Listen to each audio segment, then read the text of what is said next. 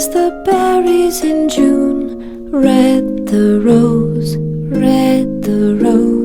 skin pale as the light of the moon, gently as she goes. Welcome to Snark Theater, where bad fiction gets blasted. Everyone, we've made it to the final stretch, the last 5 chapters of the abomination known as Narcissus in Chains. Still, it's not wise to enter this empty abyss of terrible metaphors and thinly veiled sexual come-ons without backup, so everyone please welcome my special guest star, Blondie. Did somebody say thinly veiled sexual come-ons? It's like I was destined to show up here. Thanks for having me, Mina. I promise not to barge out on you. I've got my happy drink to calm me down when things get too stupid, and that probably won't take too long. Alright, now that I've got a compadre, let's end this bitch. If you recall, when we last left off, Anita and company escaped an ambush by the werehyenas. One of them, named Bacchus, survived the onslaught and started spilling the beans about what's going on. It turns out that Narcissus, the guy who the title is named after but only appears in 2 scenes of the actual novel, took on a new lover named Chimera. Chimera and Narcissus went to have a gay old time in his private quarters, but after a while, when they didn't come out, Narcissus's bodyguards became concerned. They found out Chimera had been torturing Narcissus, and I'm not talking about the good old slap and tickle he's into. Chimera and his men have taken over the clan and forced them to do their bidding. Bacchus tells Anita that the guy who found out about the betrayal, Ajax, got all his limbs chopped off and burned so he couldn't heal them, and then imprisoned in a metal box. Naturally, everyone is horrified to hear this except for Anita, who makes a joke. I'd gotten better lately at simply refusing to let my imagination run away with me. Maybe it had something to do with being a sociopath. If so, let's hear it for dementia. There's so much wrong with that statement that I don't know where to start. First of all, good job cracking the joke at the expense of a man who's been tortured and imprisoned for no reason. Being a sociopath and having dementia is not the same thing. Do some research before you run your mouth off trying to be clever, you ignorant fuckwad. Agreed on all accounts. Anita asked why they didn't try to bum rush the new management since there are about 500 of them versus the 25 guys under Chimera, but Bacchus says that Ajax and Ulysses were the leaders, and after Ajax was tortured, Ulysses gave in to their demands. He then says that the rest of them, 500 people, I remind you, are all just followers, not leaders. 500 people? Out of 500 people, not one of you had the balls to take over and rebel against a mere 25 guys. Are you sure you're hyenas and not pussies? This is bullshit. Bacchus then tells Anita that they need an alpha with a plan, which implies that he wants her help now, despite the fact that he was trying to kill her just 1 chapter ago.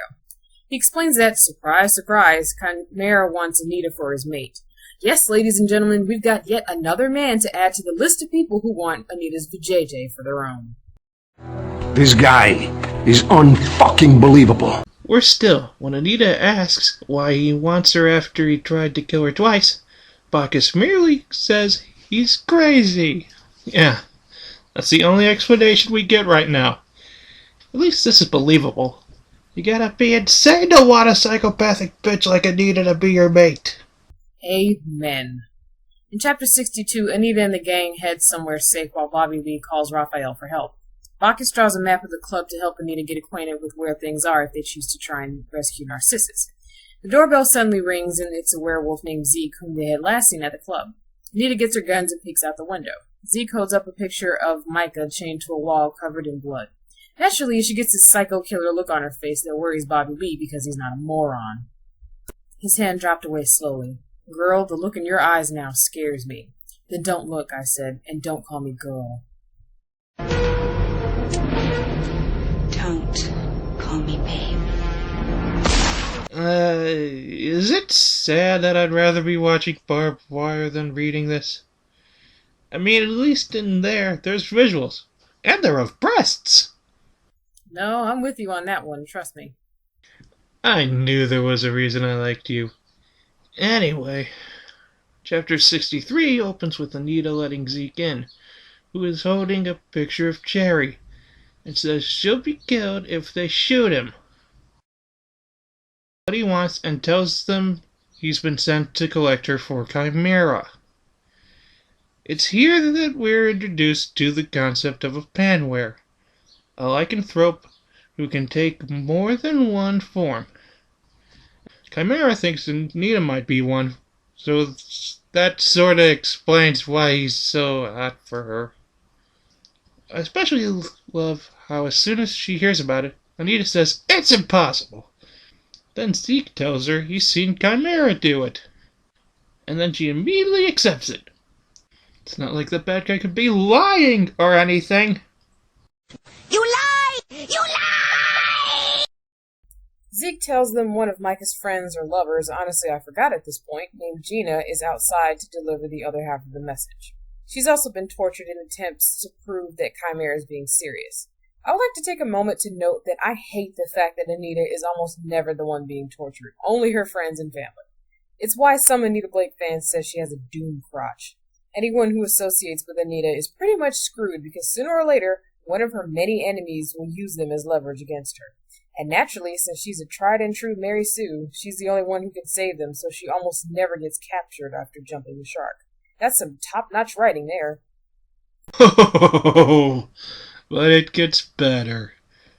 Zeke says Chimera wants Anita to show up in 2 hours, or he'll start inflicting permanent damage on Micah and Cherry. He then tells her he wants her help to stage a palace revolt. As all of Chimera's followers are scared, he'll get them all killed. He explains he wants her because of her reputation for making everyone dead, which is well placed. Anita doesn't want her people involved, showing the first bit of human concern that we've seen in a while. And Bobby Lee points out that Raphael is already on the way with backup, so the plan is a little closer to happening. Meanwhile, we also find out that Jacob's attempt to take over Richard's clan was a setup because he was a mole and planned to turn them over to Chimera as well. And Chimera is the one behind the missing lycanthropes we heard about several chapters ago.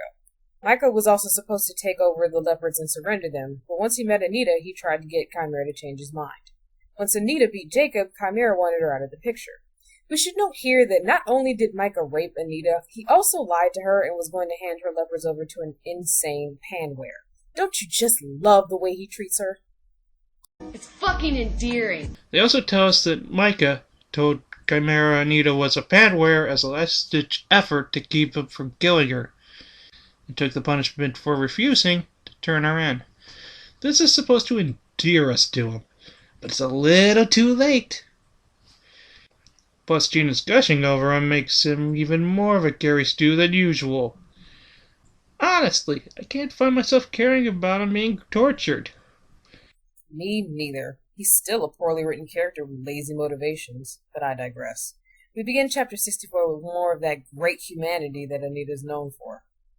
Even now, Chimera had already butchered and tortured, but I could confess to myself, if to no one else, that part of me didn't give a damn about the others. I mean, I was sorry for Gina's pain and Bacchus's lover, and Ajax getting chopped up, but they were abstract to me. Cherry and Micah were real.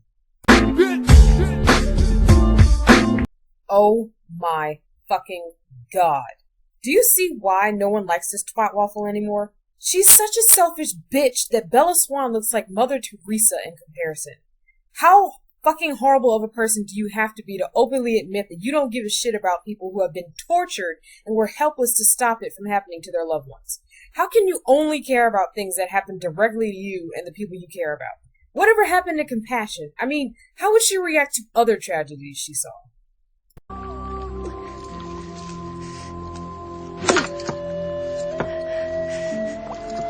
I'll never let go. I promise.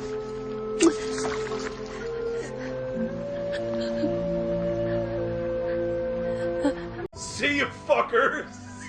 Honestly, I've seen supervillains who are more sympathetic than Anita Blake.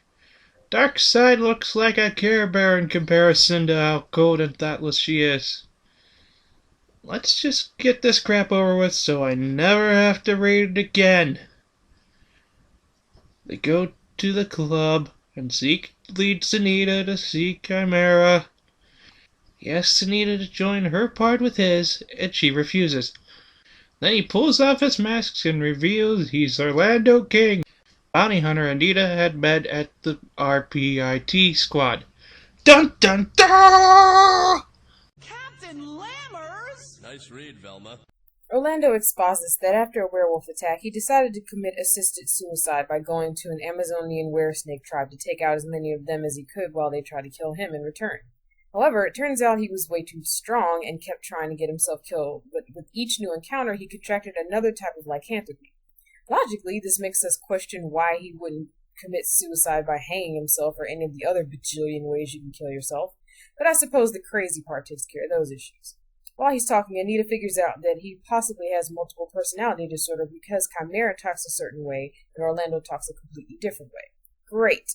So now he's Tyler Durden. God, how I wish I were watching Fight Club right now. Me too. In chapter 65, Chimera takes Anita into another room that's pitch black. She stumbles around and feels a bunch of bodies, and Chimera loses track of her. I guess this scene is supposed to be scary, but I think it's just dumb that a Chimera let go of the woman who has a reputation for killing her enemies in terrible ways. She thinks it's a good idea not to move or he'll find her. But there are men hanging above her, so Chimera starts hurting them to get her to talk, and she does. This completely contradicts her earlier statement of not caring about people unless they're directly related to her. Don't you just love the consistency here? I really do.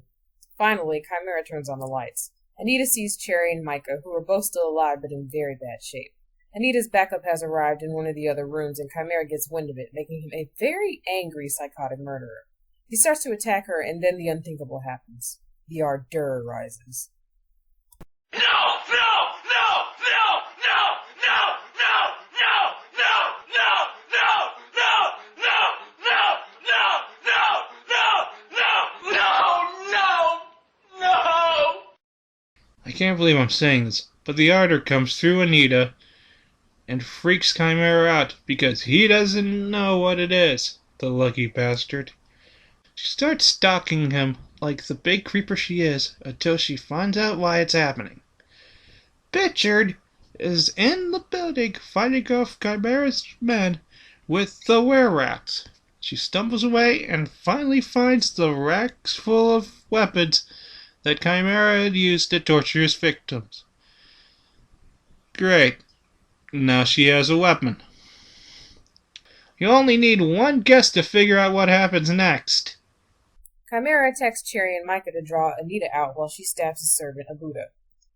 Micah has been eviscerated, and Bichard is in the other room on the verge of death. Even as this happens, Anita still finds time to whine about him, saying his will was too weak. Bitch, he willingly broke into a fortress full of were-whatevers to save your ass, and you're still being ungrateful?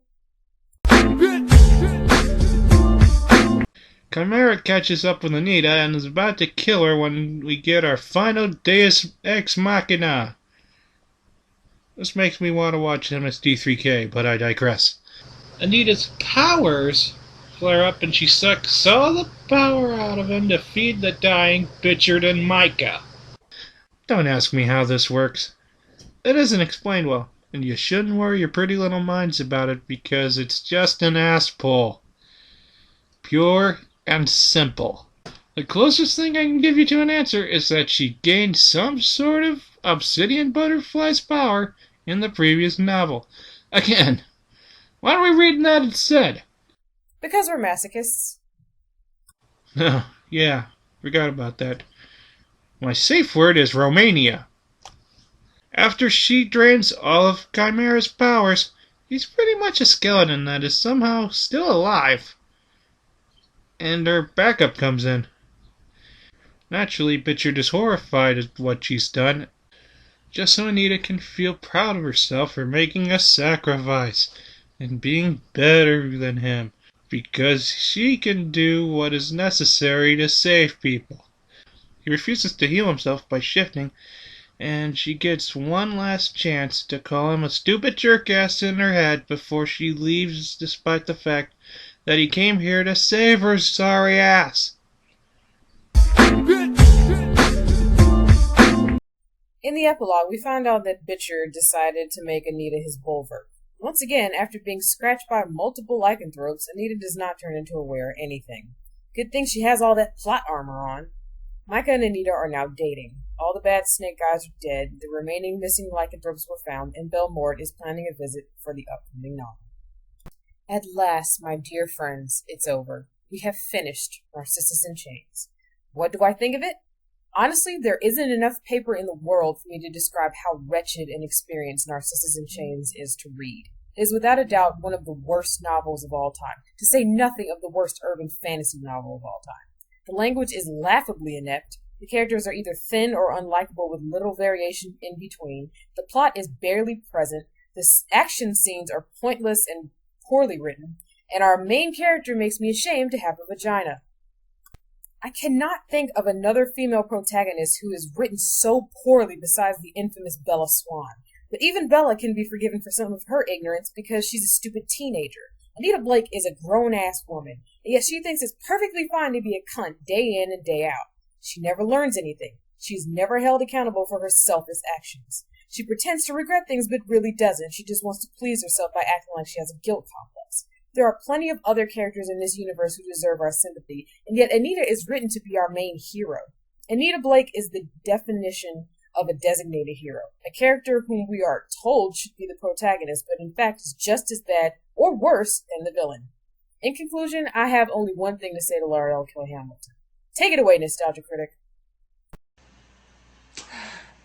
You dirty, stuck-up, sadistic, shit-eating, cock-sucking, butt-fucking, penis-smelling, crotch-grabbing, ball-licking, semen-drinking, dog-raping, Nazi-loving, child-touching, cow-humping, perverted, spineless, heartless, mindless, dickless, testicle-choking, urine-gargling, jerk-offing, horse-face, sheep-fondling, toilet-kissing, self-centered, feces-puking, dildo-shoving, snot-spitting, crap-gathering, big-nose, monkey-slapping, bastard-screwing, bean-shitting, fart-knocking, sack-busting, splooge-tasting, bear-blowing, head-swallowing, bitch-snatching, hand-jobbing, donkey-caressing, mucus-spewing, anal-plugging, hole-grabbing, uncircumcised, sewer-sipping, whoremongering, piss-swimming, midget-munching, douchebag, home-biting, carnivorous, mail-order prostituting, asshole!